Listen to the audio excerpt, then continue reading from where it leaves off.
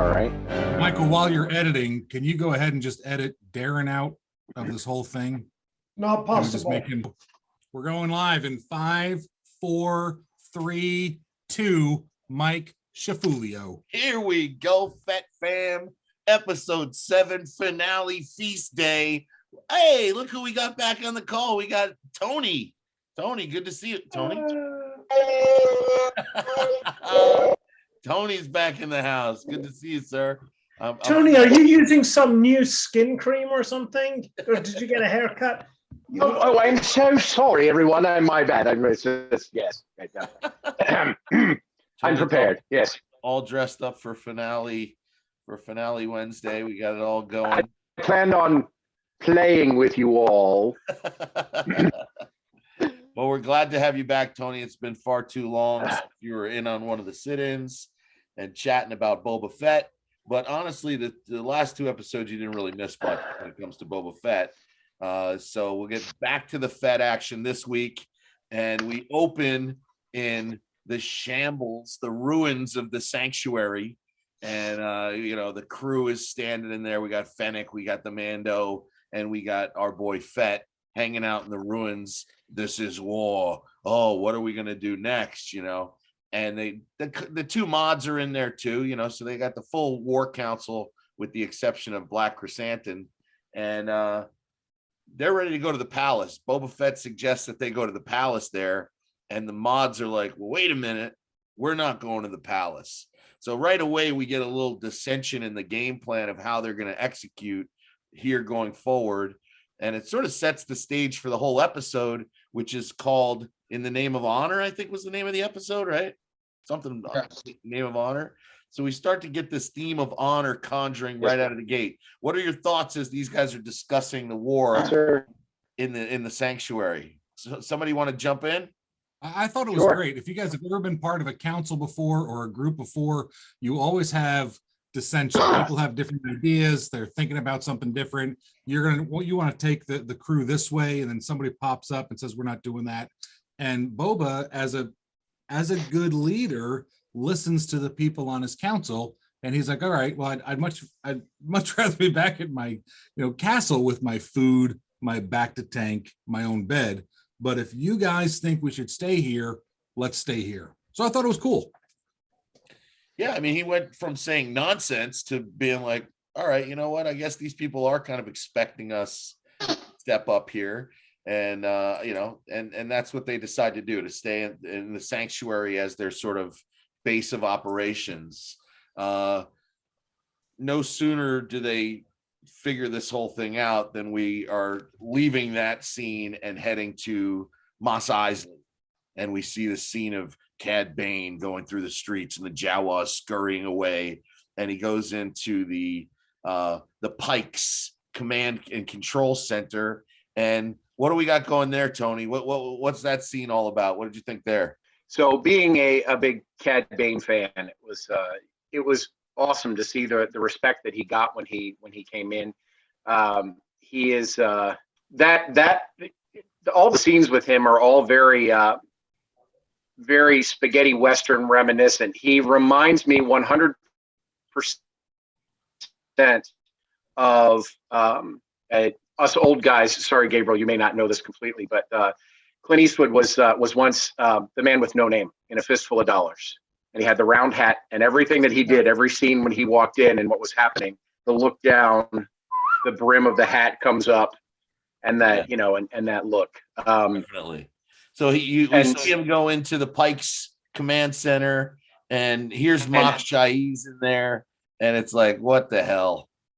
But we learn what, you sort of feared in the beginning, which was, or not the beginning, but you feared once you kind of saw what was going on there, that perhaps it wasn't the speeder bike gang. That's where you get your confirmation at that moment. It was not the speeder bike gang, which just gave Cad Bane the attempted ammo to draw Boba Fett into his world and get him to not be on his guard but become emotional. And you just watch that completely stone-faced turn into that smile with the pointed teeth of, Now I got him. Yeah, and Mach Shai's in this scene is so pathetic. He's just He's a weasel. oh God, so pathetic. No more explosions in my town with the stupid little translator. I won't stand for Mos Espa being destroyed on your watch. You've basically given over the entire town with a criminal syndicate. What are you talking Where have about? you been? My Where have you town. been this entire time? Yeah, Mach Shai's. Nothing better than watching that dude string up at the end. But I jump ahead. Spoiler. Spoiler alert. Yes.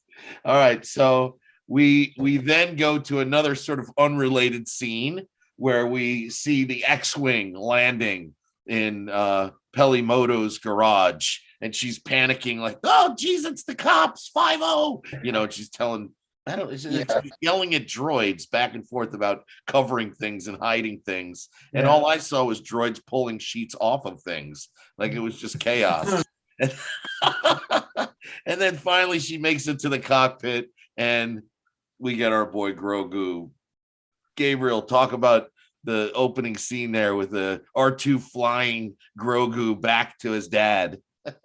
So when I saw the X-Wing emerge from hyperspace, I was like, oh shoot, are we going to see Luke Skywalker personally bring him back and like possibly see him in this final battle?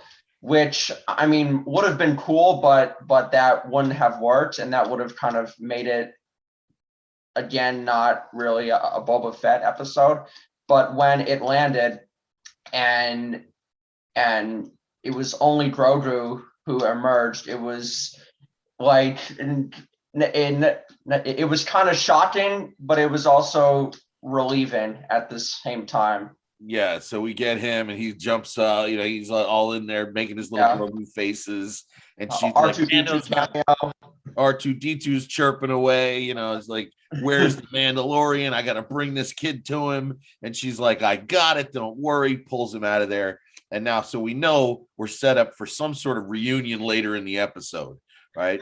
And we jump back to the sanctuary, and Fennec is laying out how they've essentially divided their forces to make sure that they're sort of watching these other, because even though they have this neutrality truce with the other families, the Aqualish, the Transdoshans, and the Clatonians, she's saying, okay, well, we got Black Chrysanthemum.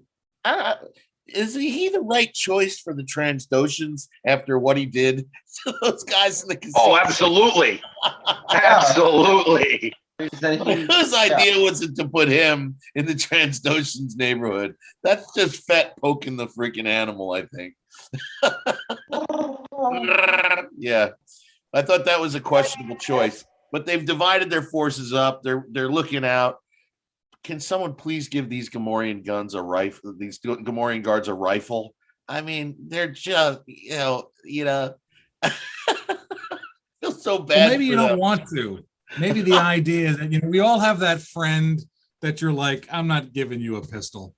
Hey, listen, if the crap goes down, we all need a gun. And I'm like, yeah, everybody but you, Carl. You're not getting a pistol. And I feel like the Gamorrean guards are our Carls. They're like, no, you're not. That's just not going to happen. So I really like you to live, but that's not going to happen. Do you agree, Darren?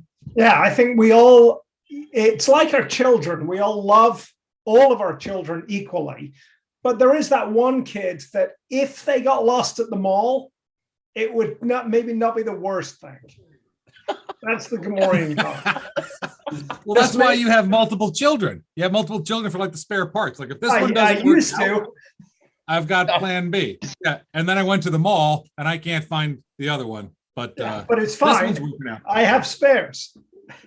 Yeah, the Gamorrean guards were, anytime you have characters in a series that don't actually get named, like Fennec is not even calling them by their names. They're all referring to them as the Gamorrean guards. They're the red shirts. They're the red shirts. Yes, I was you. just going to say that. They're red shirts. They're the red shirts. They have no names. Yeah. I think it was a missed opportunity with them because they were these sort of throwaway characters when we first saw them in Jedi. And the idea that they were there and that they were brave enough that they didn't kill them and they kept them on. And I was, instead of one of those Mandalorian episodes that they shoved in the middle, it would have been interesting to flesh out those characters so that we find out. Like, I wanted to learn more about them. I liked them enough. The problem is then you couldn't throw them off the cliff in episode 7. No, I think you could throw them off the cliff and Plot armor.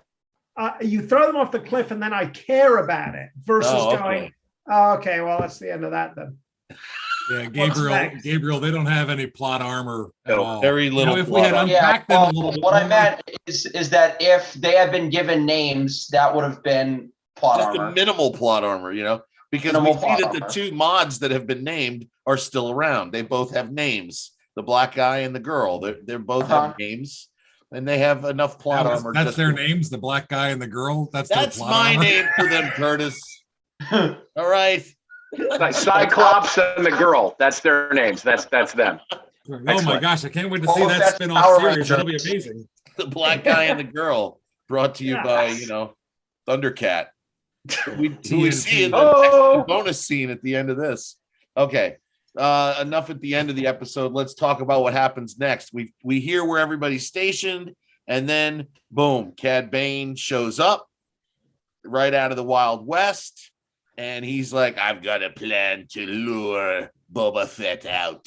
And sure enough, he shows up and starts, in on Boba Fett, uses the ammo that Tony was talking about he had now, telling him how the Pikes, oh, you want to talk to the head of the Pikes. Yeah, you mean the guy who basically killed your Tusken family?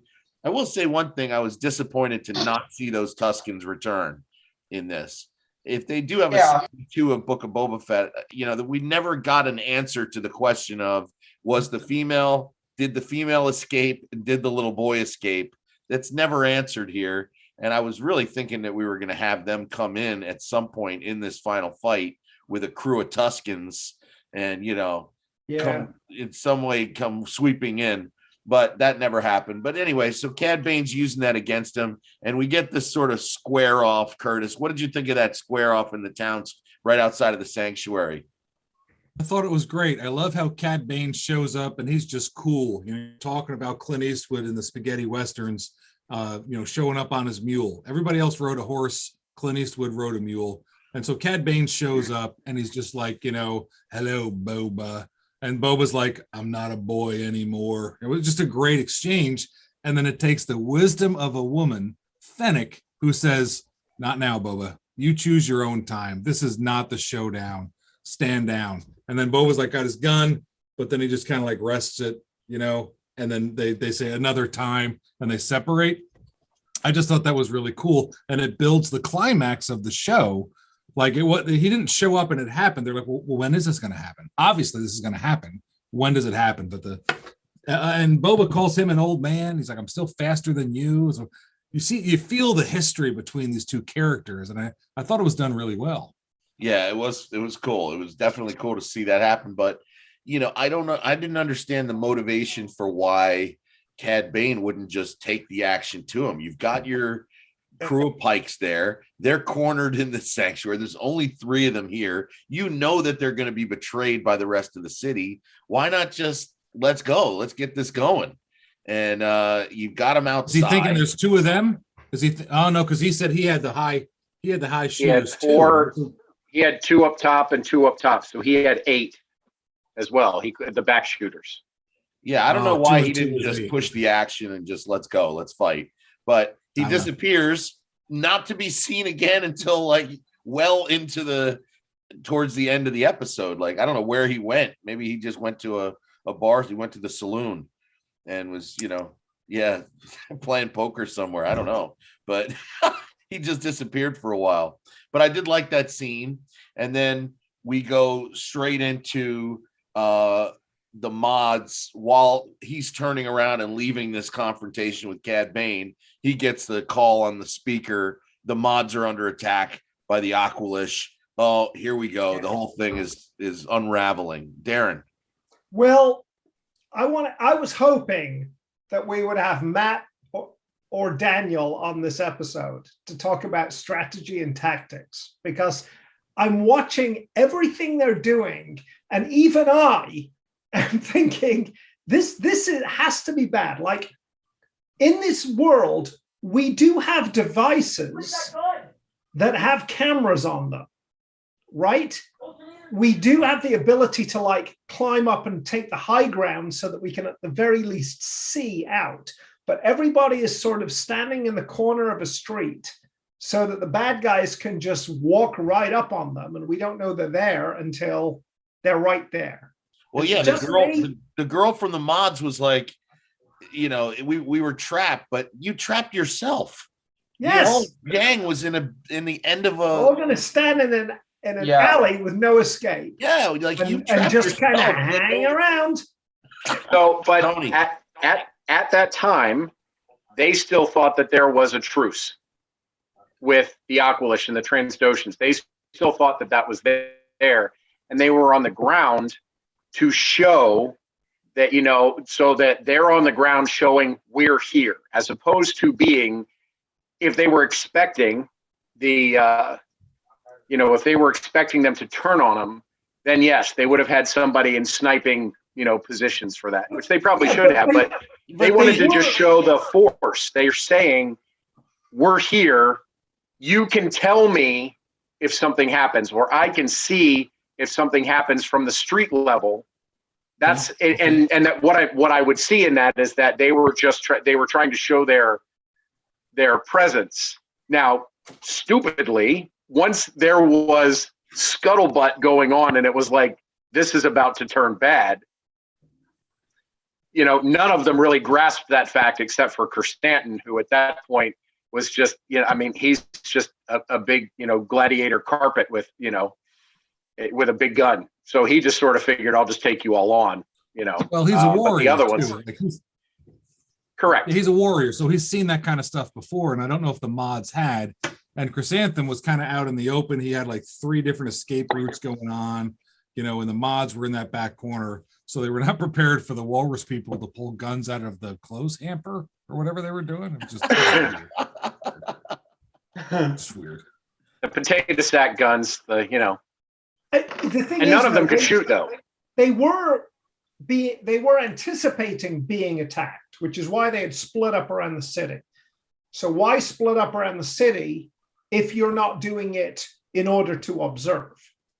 And they're looking, whether they're looking to be attacked by the Pikes or the Aqualish. I'll agree with you, Tony. They weren't looking to be ambushed by the Aqualish, but you still got to put yourself into a position where you have means of escaping. And if you're going to be looking for Pikes, what are you doing tucked down this alley? Anyway, it was convenient to trap them in the plot and get them into a situation where they're had their backs against the wall without having to kill all of them. They were behind cover, you know, so we wanted to maintain some of these characters. So let's put them behind some large barriers but trap them. And they're trapped. Black Chrysanthemum is dealing with this mob of, you know, again, no one has guns in this town. They're all just wielding knives, and he's just blasting his way through all these guys. Finally gets kind of overwhelmed. Find out later, not enough, I guess. Not overwhelmed enough.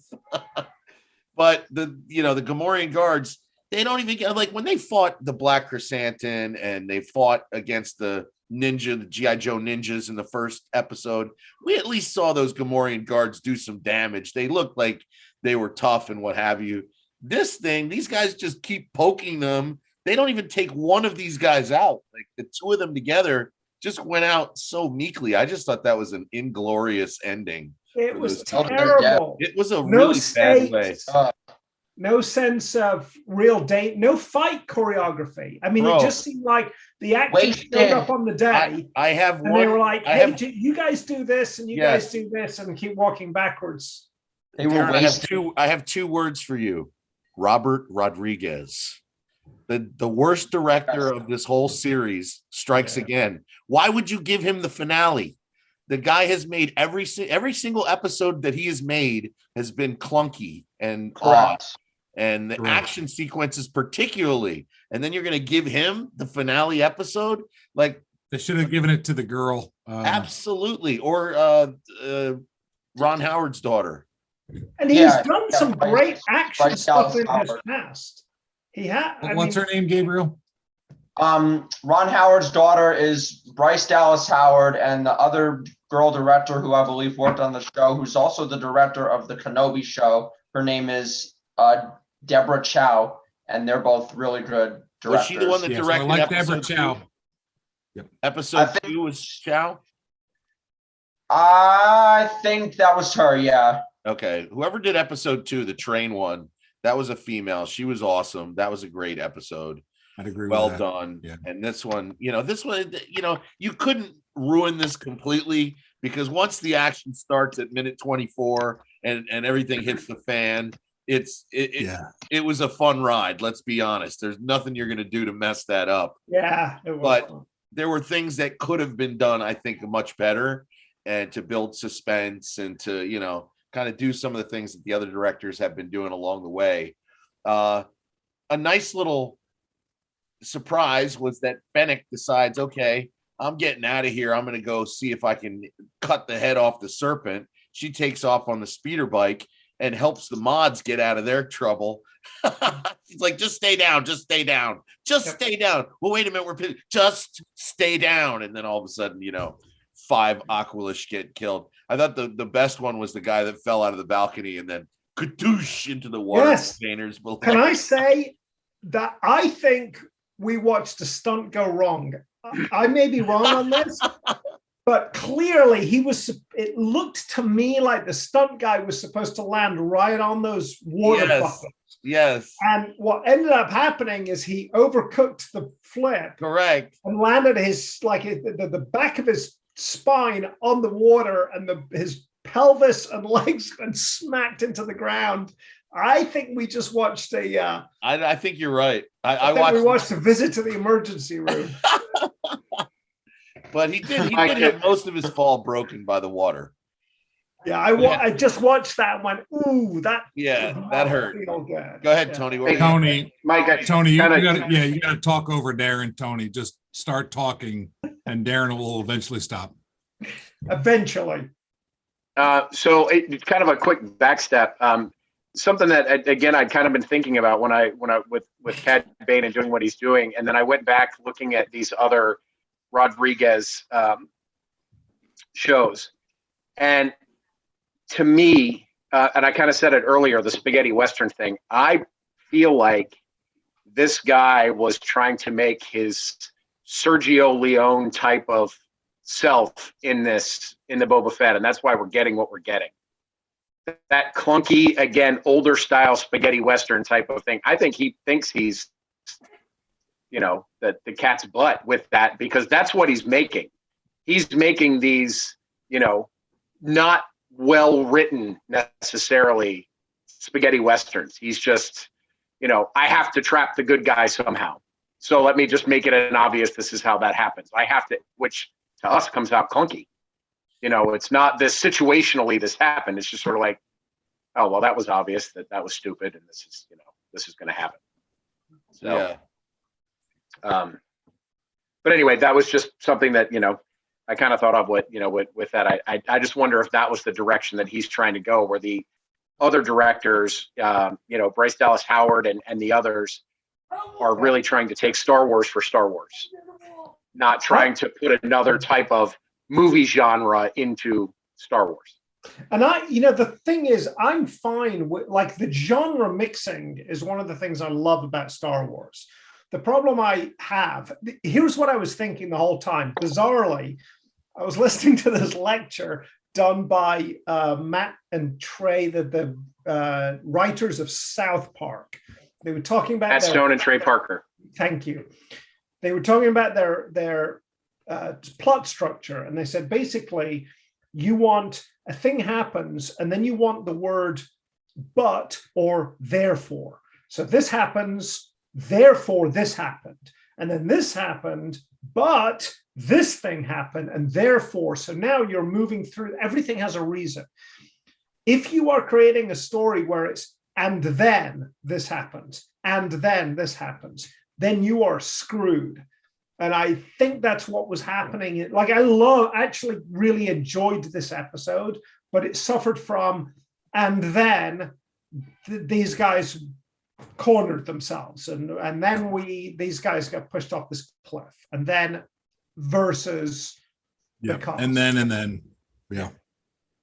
So and then thanks for the lesson on plot structure. That was awesome. And then Darren stopped talking. We got.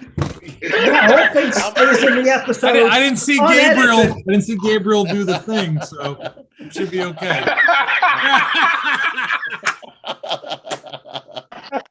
Why is Gabriel asleep? what did I miss? What?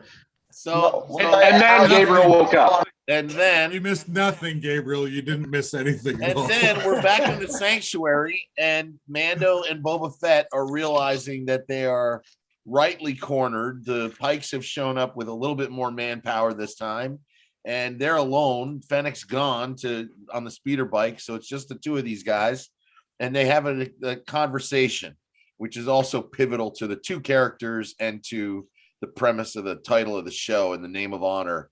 Boba says, "So I guess you'll be going now, right?" And Manilo's like, "No, I will fight with you until the death, you know." And he's like, "You really believe in all that bantha fodder?" "Yes, I do." And he's like, "Good, I'm glad you do, because otherwise I'd be by myself." And so they basically are ready to just go out there guns blazing like a bantha. And we're like thinking Butch Cassidy and the Sundance Kid completely. Like building up that whole like guns blazing coming out, you know, completely cornered. We got another Western reference here. They're ready to come out. And then clipboard guy in the corner. Oh, I have an idea. And he wants Customer service guy. customer service guy. He's like, "Yeah, let me help you out here. I can negotiate. I went to school." And Boba keeps cutting him off. And he goes out there. Perfect distraction. I like that whole buildup of, give me the pad. I'll write down what I want. And so, he gives him the pad. Guy goes out there, presents his terms to the Pikes, who read this, it's nothing. Read it. Nothing. And boom, the fight is on. Curtis, when we saw the two of them in the sky with the jetpacks, the surprise attack, taking advantage of the diversion on the ground. I thought the way that they put that guy out there as a distraction kind of reminded me about when R2 and C-3PO back in Jedi showed up at Jabba's palace, and they played the message from Luke Skywalker. He's like, "I've got a gift for you, these two droids." And C-3PO's like, what are you playing? This is not right. What are you? Am I wrong message? Nothing. It turns out you have nothing. And then Mando and Boba come out and they kill like 30 Pikes. That was awesome. It was awesome. The shot of the two of them in the air, kind of, crossing with all the Pikes on the ground, like that was a well done shot. Yes. I like that. There were some decent looks in that battle where you saw, Boba Fett kneeling and the knee rockets coming out, and every bit of their arsenal is coming into play now. The two guys both back to back. We got our back to back that we were hoping for the whole time. And side to side, back to back on the ground. Once they landed down on the ground, and then there was one point where they're together, and there was a guy up on a roof, and they must have shot that guy 12 times. They kept shooting him as he came down. Yes, as he's falling, like everybody else gets one laser. This guy's falling, and they just. and then at that point they kind of like the tide turns. They're pinned down. They're getting shot from everywhere, and it's just a bunch of bullets deflecting off of them. It's looking like all hope is lost. And I was thinking to myself while that fight was going on, and I was going to ask Daniel, might not be the most tactical thing for them to be right next to each other. Yeah, and standing in the open. Right. I was like, this might be theatrical, but it's a terrible idea in terms of actually trying to fend off. I have to say, I had no problem with it because, I'm okay with veering from any semblance of reality if it is so cool that it's worth it. Okay. And like that scene was those slow-mo, sort of semi-slow-mo shots and that dollied camera moving around them. I was like, okay, I'm fine. I'm happy to suspend my disbelief. Again, when I compare that kick-ass scene to when Bobo shows up and is killing all those stormtroopers in The Mandalorian, again, I blame it on the director that I felt like it could have been even better than it was, just based on the choreography and the direction, but it was great. And we get to see them really kicking ass. And then all of a sudden they're looking like they're about to go down. And here come the people of the free folk of Freetown and Weequay on the hot cannon.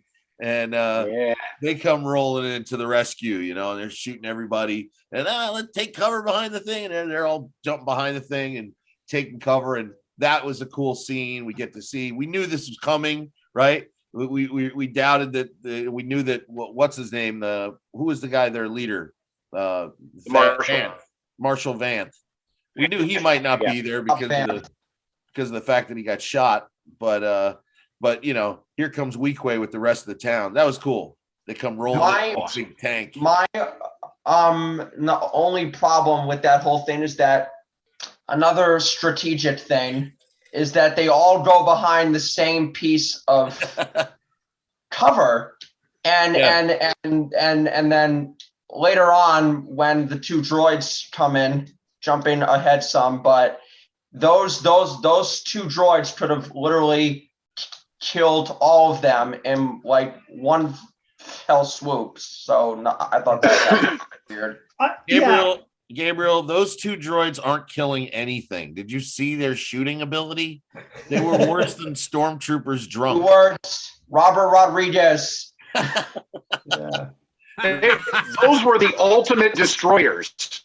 I mean, they were destroyer droids 10 times bigger. They looked like RoboCop, the first RoboCop that next droid that he had. Ed 209. Ed 209, exactly. Yes, very good. I thought about Ed 209 when I saw them. Right.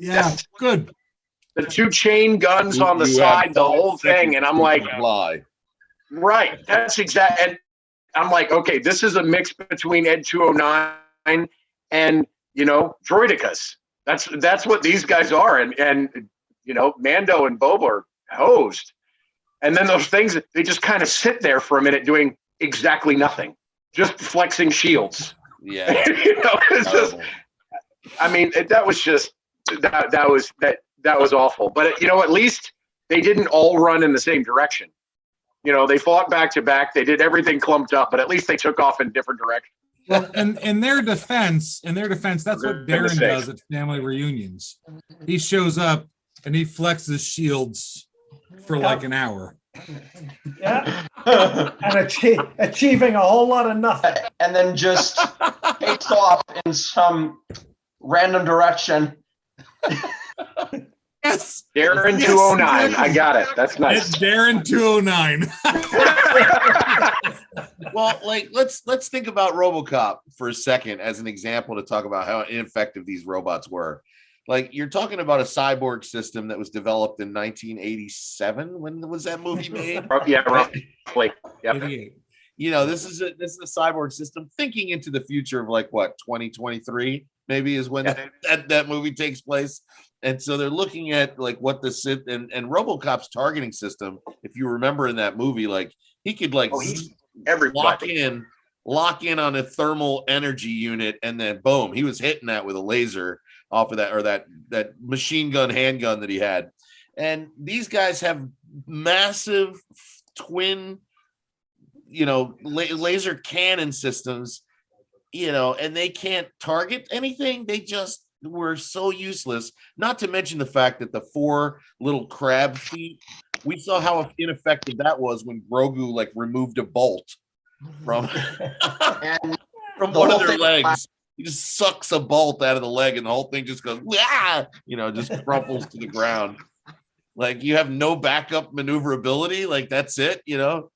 Horrible design. Terrible design. But I guess if you're behind a massive shield, you don't really have to worry too much about your mobility.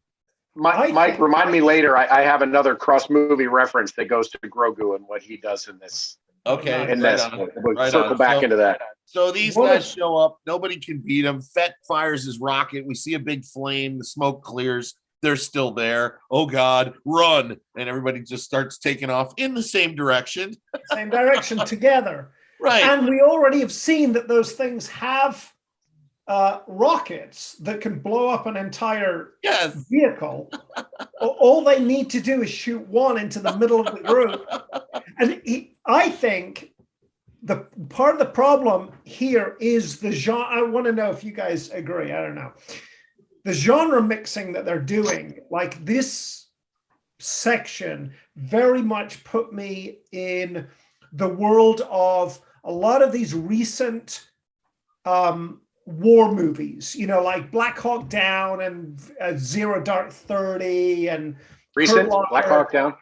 Yeah, those But we're 50 now, so Okay. at that's 50 yeah, years right. old, everything's That- recent. That spate of movies, they are at least Gabriel. attempting to show somewhat realistic combat, right? So when we see those kinds of images, that's what we're then expecting, is for people to behave somewhat realistically, so that when nobody does, then I'm immediately annoyed. Yeah. I mean, They're either- I guess like you're faced with this big threat. Maybe the best thing to do is to stay together, but really the best thing in a city is to just everyone go in different directions, just scatter. You know, Yeah. then this thing has got one target at a time. Now it's a guerrilla warfare. Now you're a counterinsurgency. You know, now the war is really on. But, you know, in order to keep this thing going, we've got to have everybody running in one direction. We've got to have one of the droids at least being able to keep up to them. And then Boba Fett and Mando are kind of distracting him. I like that scene where they're arguing back and forth about what they're going to do next and just, you know, casually rolling from one side to the next to avoid this droid that's right in front of them and can't do anything to stop them. and then go ahead. Point of order. They split up because Mando and Boba stayed in one place and everybody else ran the other direction. Right. So at least they did not run in the same direction. So you know, there's that. But yeah, that was awesome. And I like the fact that the dark saber comes humor out in this here. was good. The dark saber couldn't penetrate the shield. He's like, what are we going to do here? Fett is like, look, watch after the others. I'll be right back. I got to go get something, you know, reinforcements. And he's like, we don't have anybody else. What other friends do you have? And he takes off. Now we're all thinking at that time, what you really need is Slave One. Go get your spaceship. Oh. Go get your spaceship. Get in here and destroy these two droids very easily. I never thought about that. But that wouldn't be as Never much even fun thought as about going that. to get the Rancor, would it? We need more teeth. Just that. What was it? Jurassic World, right? Yes. When the Indominus Rex is out and he's like, we need more teeth. That's what he went to go get. He went to go get more teeth. We need more. What? Teeth. We need more teeth. And then we get the Rancor. Surprisingly, it was kind of unexpected, and I mean, due to the lack of like Boba Fett in the previous Boba Fett series. two episodes, I had kind of forgotten that there was a Rancor. When he came out, though, it was really cool. But yeah.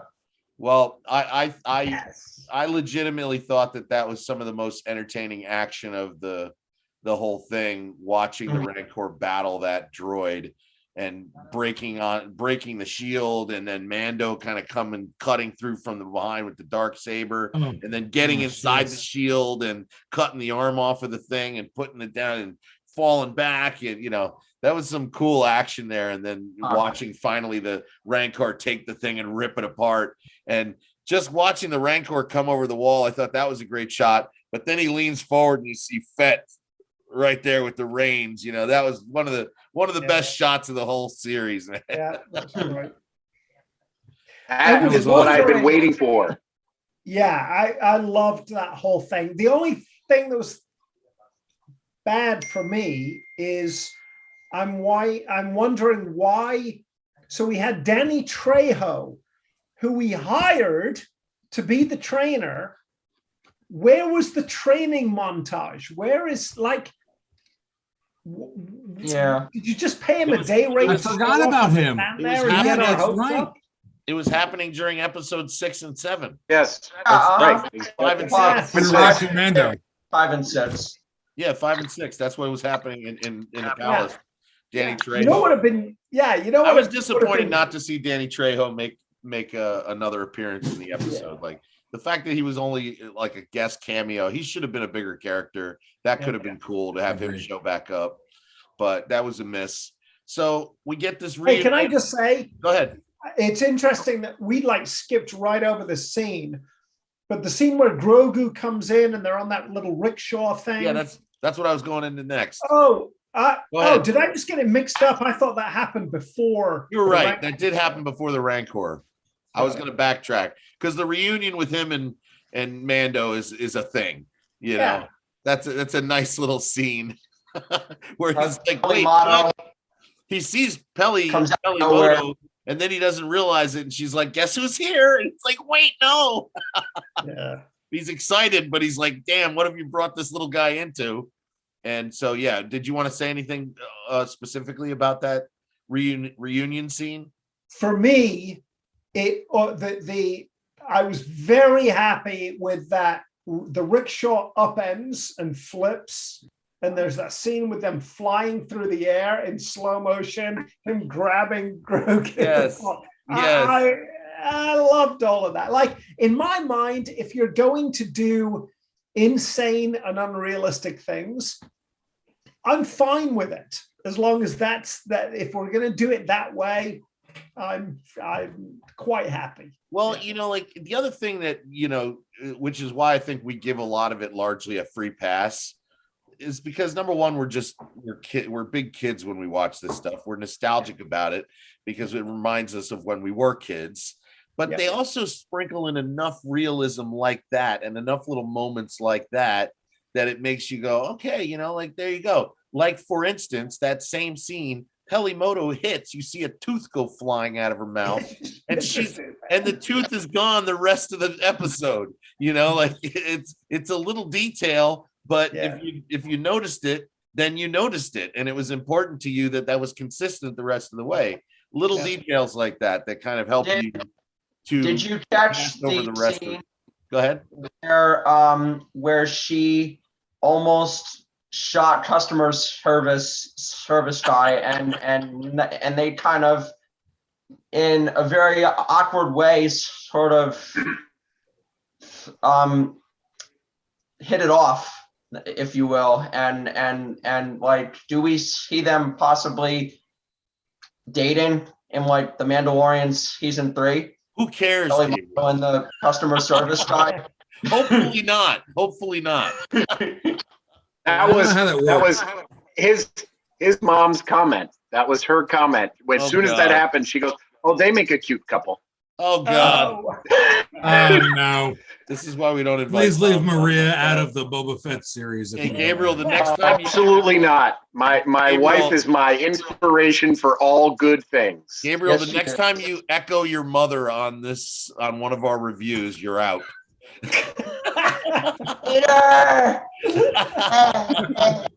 Yes, Gabriel said, "Finally, I'm free. I don't have to do this anymore."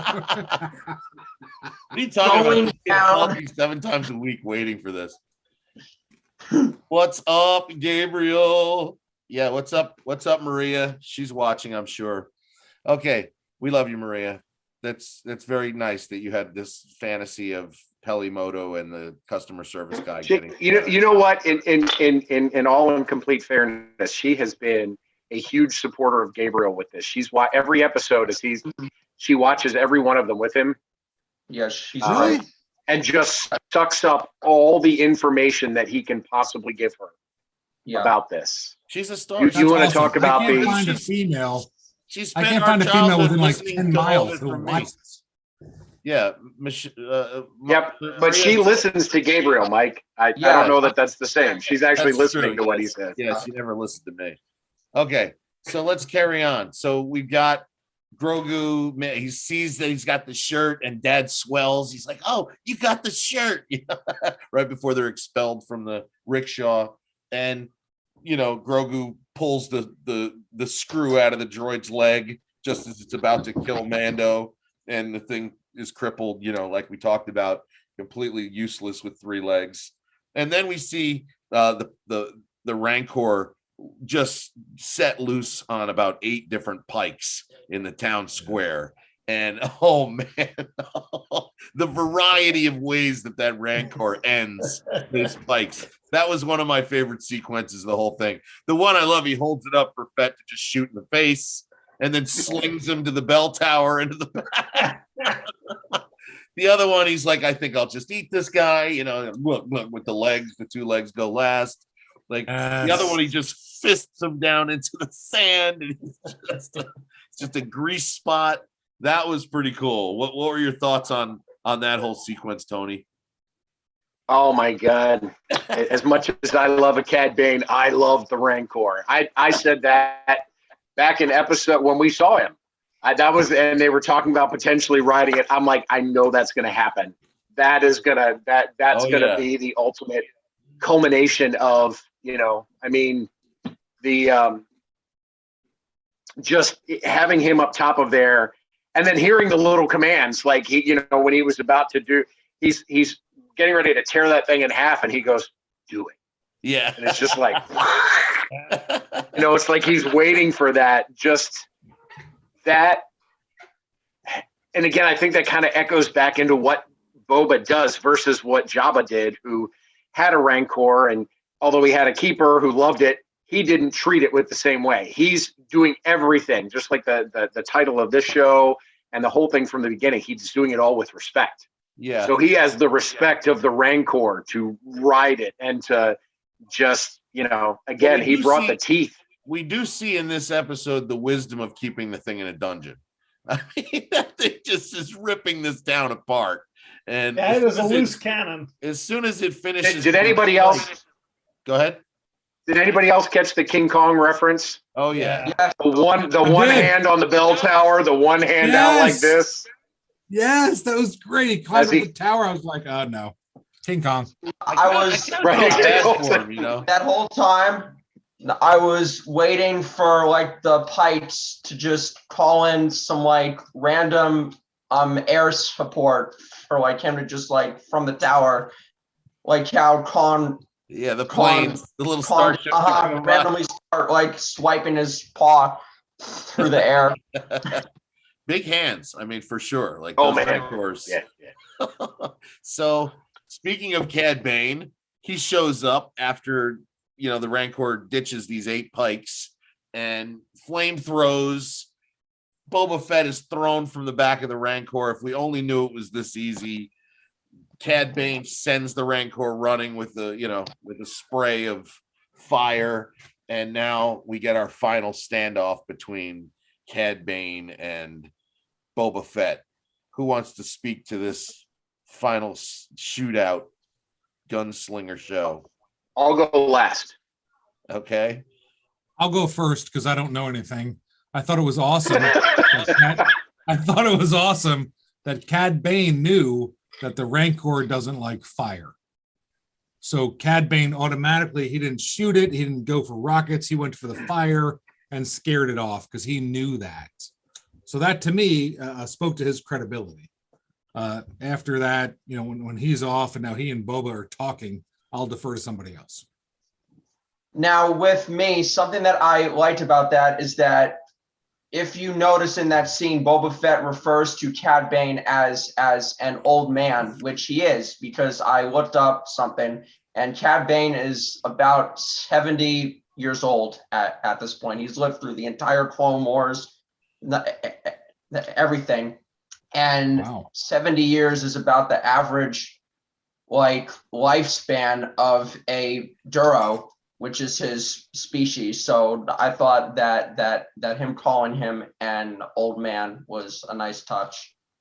Okay. And he was like, "You're an old man too. You're getting soft in your old age and all this stuff." And they're trading banter, and finally it comes to blows.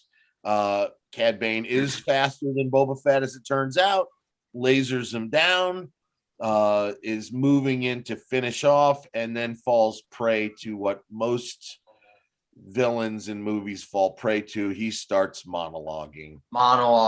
And he throws this whole, what's your angle? You look out for yourself. Anything else is weakness. And he's talking and talking. Now, I thought at that point, because Boba Fett had sort By of... the way, Go that ahead. is how I will likely die, is via a fatal monologue. So Yes. that'll I will happen. be the one. I Aaron, will be the one. customer kills you. service guy. It might happen during this episode. This- I'm going to be in the middle of a rant, have a sudden heart attack, and that'll be the end of Yes. me. And the worst thing is that you guys will just carry on reviewing the show. We'll Yes. see like Yes. see like a guinea pig dressed in Boba Fett armor come walking past on the screen. Yeah. You'll get caught up flexing your shields and running off in random directions, like how you do at the reunion. Yes, that's exactly right. That's So- exactly right. So And all Gabriel will do is go, "Oh God, thank God he's gone."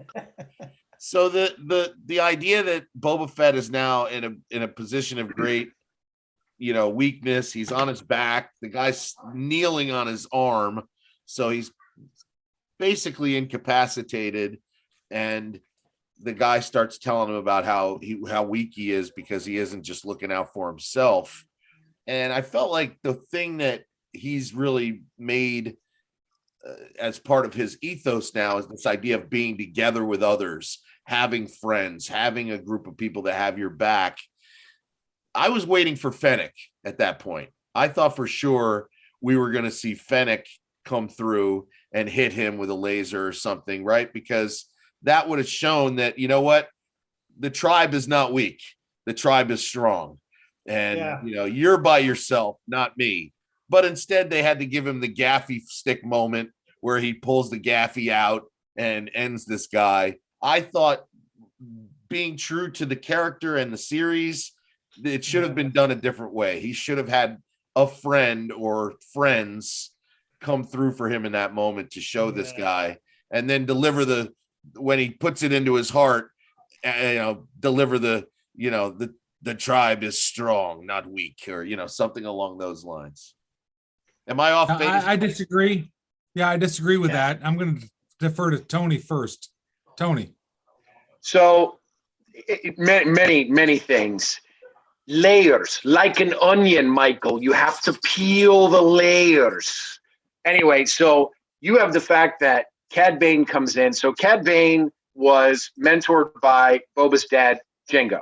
So there's mentions of lots of different history things that, way too much to get into now. I'd monologue longer than Petruvian man down here, as hard as that is to believe. There's a huge history between them, their mentors, and all of the other things going on. He talks about not being the first time he's beat him out on a job, all of that going on. But the big thing was, you rewind to Cad Bane going into the Pike's office and finding out the Pikes killed the Tuskens. The first people that Boba has actually, since his dad and since the few other Aura Singh and the few other bounty hunters that he got close to, first people he ever really got close to. And the Pikes killed him in that. So, he, by dying with the Gaffy, you were having Cad Bane, who was mocking him with the fact that his whole Tusken family died. He kills him with the weapon of the Tusken, not the long rifle. He beats his butt with a Gaffy. Tony, I don't have a problem with him. I don't have a problem with him dying by Gaffy and having Fett kill him with the Gaffy. Just my issue is he should have been, to be true to the character in that point, you don't lose anything by having someone hit Cad Bane from behind or knock him off of him. And then Fett comes out and they have a hand-to-hand combat where Fett bests him with the gaffy.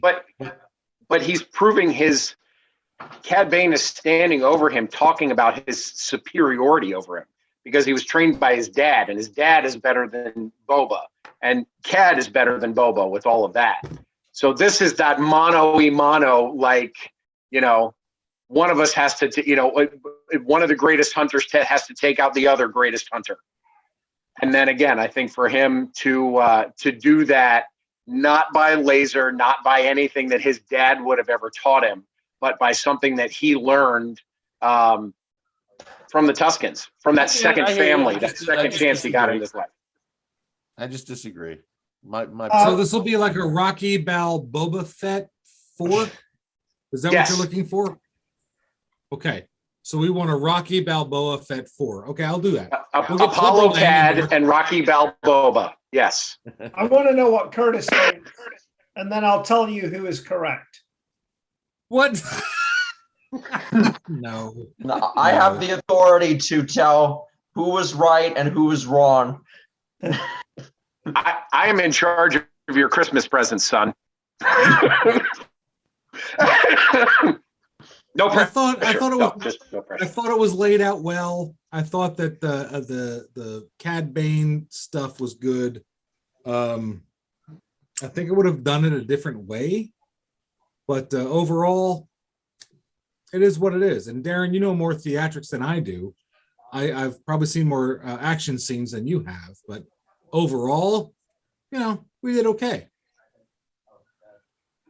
Yeah, I didn't mind it. I guess, you know, part of the problem, I think, with the part of the problem with this season as a whole is that some of the moments are not earned. Like the fact that we're all having this argument, that's a problem, right? That it isn't immediately clear what is the journey that he is going on. What is it that he's really learning? Like I need to see a very clear character arc, and I'm not sure it's always there. Well, they're too busy. We got to shoot, you know, we got to shoot stuff up, man. We got to have, you know, have dark sabers and things like that. Yeah, I want explosion. It's too much history to make that arc.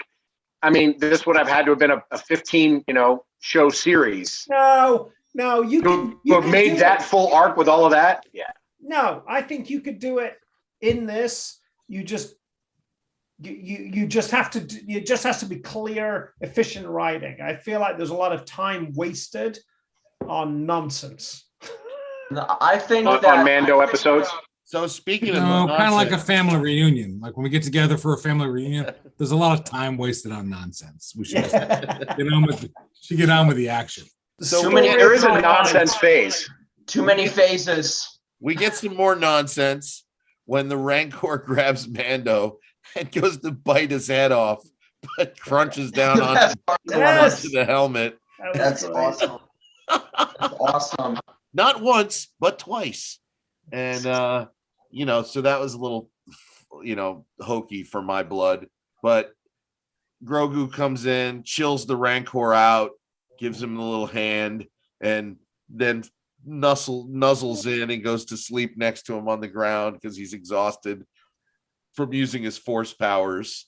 And we're basically jumping to Fennec killing everyone in the command center. Oh, that was great. Like that. Took her long enough to get there, man. She was on a speeder bike, for God's sake.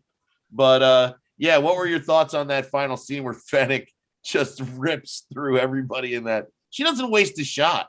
So what I thought was cool about that is that this whole time she left at like I think the halfway point of the battle. She left. Well, she did help out with the Aqualish, and then I guess she said, "Yeah, okay, I'll go to." And I kind of liked how she saved the mayor as one of the last people, and how rather than shooting him, she thought it was necessary for like him to just get like basically grappled to the ceiling, gasping for air. Yeah, she hung him. She lynched Yeah. him. Yeah. But yeah, that was great. I thought that was an excellent way for those guys to meet their ends and sort of, a nice little finale for all the guys that, betrayed Boba Fett. And then we get this victory lap. Can I go ahead. just encourage our one viewer of this to watch the first 10 minutes of the movie The Professional. It came out years ago. Great film if you're into that, but there's this assassin scene where you never really see him at the beginning of the movie, and it very much reminded me of that. It's almost like a horror movie sort of thing. You're hearing the footsteps and you know you're going to die and you can't escape. I loved. Again, I'm happy with all of this genre switching. It's all good fun. Is The Professional one of those new movies like Black Hawk Down? Yeah, pretty new movie, came out in the 80s. Tony, Okay, you said you had another reference about Grogu. So yeah, that's kind of the moment. So not only being a big Star Wars nerd, I was a big Lord of the Rings nerd. And there's something very, very important that's said by Queen Galadriel to Frodo. Even the smallest person can change the course of the future. And as we've seen through the Mando episodes and through now the Boba Fett, some of these incredibly harrying times and the absolute smallest, what everybody would seem to be what would look at as the weakest possible creature is the one that saves the day and changes the course of everything that's going to happen. Wow. After that. Nice. And so we have this nice victory lap with Fennec and Boba Fett walking through town, and people are kind of throwing them fruit and sort of rebuilding Mos Espa as these guys are walking through and sort of, just checking everyone out. Now they seem to have gained the respect of the people because they stayed and defended them. There's a conversation about what, the benefits of getting rid of the spice trade and all this. And is this our life now? Is this what we're going to do? Run the city? And they end with their crew, throws the fruit to Black Chrysanthemum. And now we're back with the Mandalorian launching off with Grogu in the back of the little pod like we knew he would ultimately be. And he's tapping on the glass with his little circle, with his little sphere thing. Go faster, Daddy. Okay, one more time. And then takes off. So into Mandalorian season 3. And I'm not sure we're going to see a Book of Boba Fett season 2. But we certainly see in the final bonus scene a surprise guest in the Bacta tank. We see Vanth in there. You guys waited around for that final scene, right? Yeah, there's an interesting point when he's standing there with Fennec and he looks at her for a second and he says, "I don't know if we can do this." And she's like, "Well, it looks like you might need the Bacta tank." And the Bacta tank's being used. And the allusion to that, I think, is he now going to mod up? Because that's who that guy was. That was standing next to the Bacta tank. He's the guy that modded Fennec and everybody else. So is he going to mod up Vanth and have him kind of take over as mayor of the town? And then, he and Fennec are going to go off to do their own, again, bounty hunting, whatever things. Vigilante things, or what are they going to do? So I think that was that illusion at that point, was that might be the guy that he's going to turn it all over to. Yeah, that's a good point. That's a good thought. Definitely the Thundercat guy from the mod shop, with his little vibro laser. I don't know what he's going to mod. I guess maybe his arm was, he hit him in the shoulder, so maybe he's going to have a new mechanical arm or something. But yeah, overall, $6 million man. Overall, a great final episode to wrap the whole thing up. I was happy to see some of the ass kicking that we were all hoping to see. And my fetish for this was definitely the Rancor beating up the droids, and just all the Rancor action in this was great. but particularly that sequence when it's the Rancor versus the little bikes. That was just awesome. And I'm looking forward to Mandalorian season 3. Who's next? Who wants to share their fetish and what they're looking forward to? Curtis. Yeah, so I'll chime in, Mike. The Rancor was absolutely the best. As some people know, Mike and I go back, I guess, all of our lives, and we had the Rancor monster action figure, and we always came up with these fun ideas. And this was right alongside of what we would have come up with as children, which is like the toy box. And now Boba Fett rides the Rancor, and then he goes and he kicks ass. Like, this is totally what we would come up with. We would have had him so attacking an AT-AT. Yeah, we would have. That's right. Him and the Wampa creature would have been working together. Wampa under glass. I got the Wampa under glass right there. Anyway, but the scene where like the Rancor did away with the first droid, the first big droid, but then he went to the second one and he's like, oh, okay, I know how to handle you. And he just like pummeled him into the ground. He backslapped him. He just destroyed the second one, which was awesome. I thought that was great. That was my favorite part. What I'm looking forward to is like where they take this world. So now Boba, Fennec, the mods, like we have this world now. What do we do with it? So I really see a whole nother story going on with this. Mandalorian aside, this could be a whole different story. I would love to see that happen. Who's next? The Pikes might not be done. Let's think about it. That's a well-tooled syndicate. They might not take too lightly to what's happened here. And there is a vast resource on that planet that they're after. So maybe we see some more, Pikeness in the future. What about you, Tony?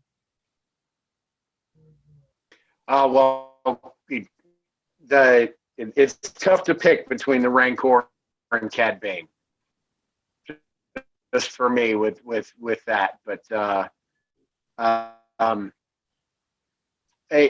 emotion coming in, riding the Rancor, and just destroying everything. that was a Rudy moment for me. They could have been chanting "Rubo," but that was that swelling moment. As far as that goes, I'm very anxious to see what happens in Obi-Wan and how they tie that whole world of Tatooine together in there, because clearly, based on what's there, the Obi-Wan show looks like it's going to take place kind of starting right where he drops Luke off with his Uncle Owen, and then kind of goes into his hiding and isolation and doing that, which is all on Tatooine. So I think we're going to have a whole other show with a lot of world on that. And I would actually like to see them, because there's going to be Tatooine. I'd like to see them leave that. And again, maybe he does leave Mos Espa and Mos Eisley to Vant and let him kind of start running things that way, and maybe see Boba and Fennec kind of go out and do some other things in the world. That's definitely something that I want to see. And I'd like to see some more of the kind of OG Clone War characters coming in, like the Cad Banes and the things like that, bringing some of that past in. I'd like to see some of that happen in some other shows. Cool. All right, Gabriel, what do you think?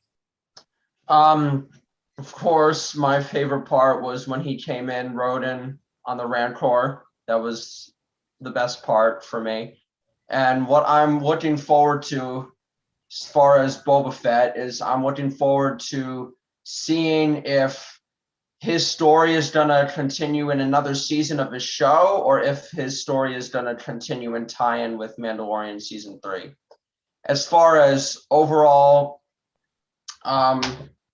Star Wars in general, I'm looking forward to when the Kenobi show comes out on May 25th of this year, which is actually the day that A New Hope came out, all the way back in 1977.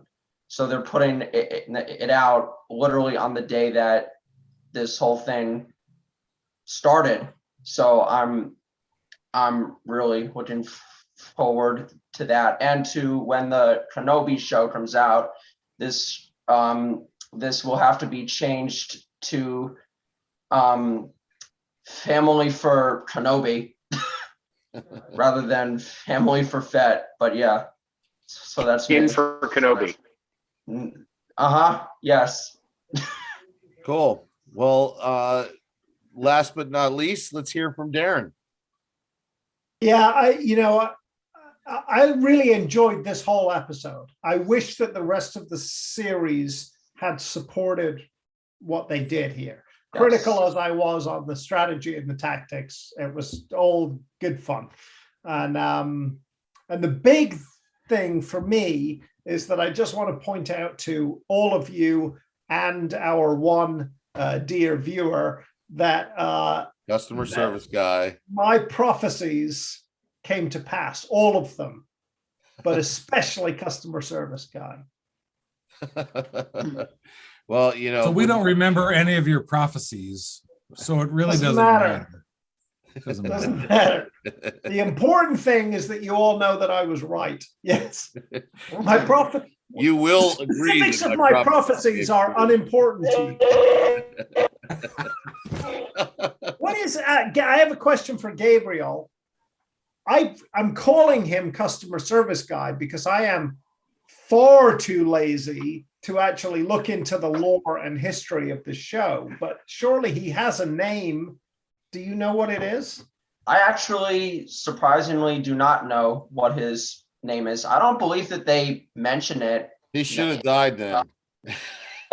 Yeah, but no, He I has don't really think that they mention it though in the no show. plot armor. The guy's got no plot armor whatsoever. The only Maybe thing he that was kept the guy so- alive. The only thing that kept the guy alive was Darren's stupid prophecy. It was the only thing. Yes. All I right. think the What's character it? was so unimportant that they couldn't even waste the time to kill him. They just forgot. Okay. I was hoping the Rancor would eat him, to be honest. I thought that might just be a surprise little bonus at the end. The Rancor just scoops him up and, Oh my god. head tails and all, just, slurps like the last two head tails come in like spaghetti, slurps them in. Oh yeah, the head tails are like calamari. If you haven't eaten calamari head tails, they're amazing. Okay, guys. So great hanging out, and what an awesome episode. What a great way to end the series. For all of you who might still be watching, or the one of you, we've enjoyed this. Hopefully you'll join us for the Kenobi series. We probably will have some more videos up for that.